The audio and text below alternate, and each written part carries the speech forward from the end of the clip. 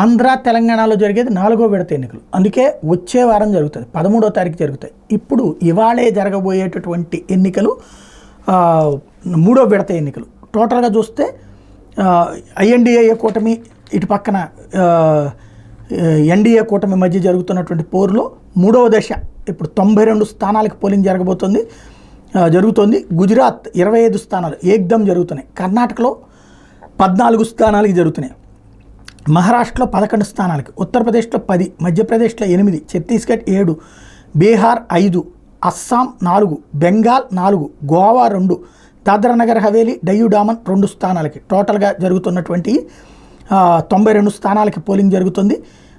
ఇందులో దాదాపుగా కాంగ్రెస్ బీజేపీలు పెద్ద ఎత్తున ప్రచారం చేసేసినాయి. ఇందులో హైయెస్ట్ మహిళలే ఉన్నారు. మరొక వైపును చూస్తే కేంద్ర మంత్రులు అమిత్ షా, జ్యోతిరాదిత్య సింధియా, మన్సుఖ్ మాండవీయ, పురుషోత్తం రూపాల, ప్రహ్లాద్ జోషి, ఎస్పీ సింగ్ బఘేల్ ఈసారి ఈ ఎన్నికల్లో ఇవాళ ఉన్నారు. అట్లాగే మధ్యప్రదేశ్ మాజీ ముఖ్యమంత్రి శివరాజ్ సింగ్ చౌహాన్, మాజీ సీఎం దిగ్విజయ్ సింగ్, కర్ణాటక మాజీ సీఎం బసవరాజ్ బొమ్మాయి, బద్రుద్దీన్ అజ్మల్, ములాయం సింగ్ యాదవ్ కుటుంబ సభ్యులు ఇది ఇవాళ జరగబోయేటటువంటి ఎన్నికల్లో తమ అదృష్టాన్ని పరీక్షించుకుంటున్నారు.